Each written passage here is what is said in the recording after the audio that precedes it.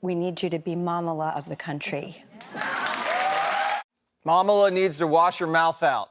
Kamala Harris casually dropping an F-bomb while addressing young Asian Americans. Watch. We have to know that sometimes people will open the door for you and leave it open. Sometimes they won't. And then you need to kick that door down.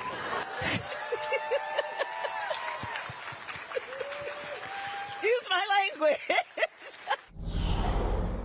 What would George W. Bush say about that language, Dana? I'll never forget on a hot mic when the cameras had left the room. We were in Russia, in Moscow, and he's having a conversation with someone else, but the mic was still on, and the cameras were out of the room. The pool, it had ended, and he said the S word.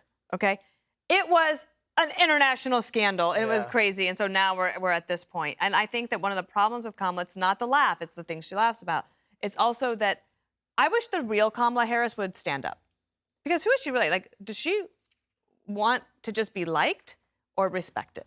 And what's interesting about this thing is she's at an event for young Asian students, and the biggest barriers facing Asian and Pacific Islanders in the last few years have come from the DEI and racial quota programs. Why do we have these cases in the Supreme Court? It's because they were basically told, you're not likable enough, right? They wanted to change everything. And so you have people moms and dads in Virginia having to go to court to say, actually, no, our kids should not be discriminated against because they're good at what they're doing. And so it's like they can kick the doors down. The doors are being put up by people in the DEI crowd, which she represents. She does. Greg? Well, look, I'd rather have her drop an F-bomb than a real bomb. We'll be right back. But I mean, I'm okay with if I'm okay with Trump swearing and I swear, I'm okay with her swearing. But it's a bad timing on her part. She says if the doors don't open, you need to kick the effing door down.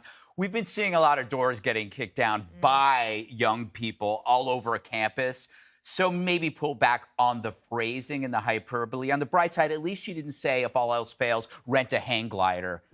You know, I think I can speak for everybody when I say she's still here. Because it's funny, because Biden is so obviously terrible. We keep forgetting about his backup, and we shouldn't. It's not like, you know, it's not like our president is like a quarterback like Aaron Rodgers in his prime. So you don't care if the backup is Frank Tripucka, the worst rated quarterback in history. No, our quarterback sucks and our backup sucks. How can you vote for that? You should be reminded that it's not just Biden, it's Kamala, right? You can't say, well, at least we have Kamala, unless it's gallows humor. I think you described the Broncos. Really? Yeah. I don't know That's anything. That's the situation. That's why they had to recruit. Judge Janine? I think maybe she was trying to be cool to try to get the youth vote to say, hey, I'm with you guys.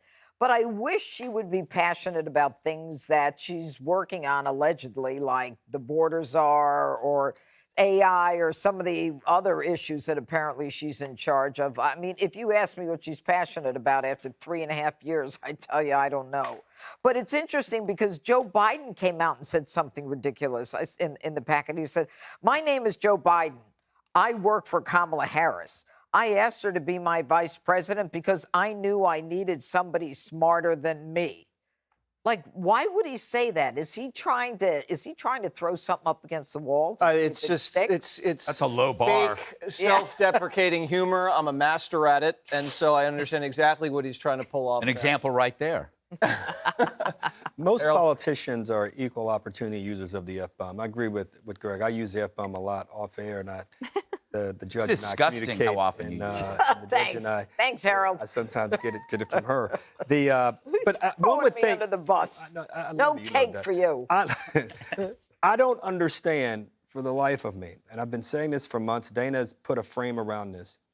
Why you don't have the administration does not have its campaign lines down. I don't care what group you go before. If you're not talking about the economy and the border and the China tariffs that the president's going to, if you're not talking about empowering everyday Americans, cut taxes on middle-class Americans, cut taxes on small business, what does the next 4 years look like?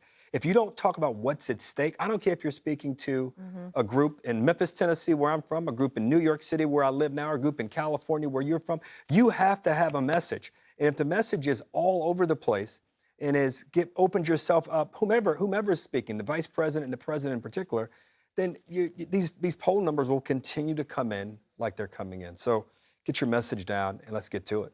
Okay. Effing right. Kick the effing door down was not in the messaging memo. All right.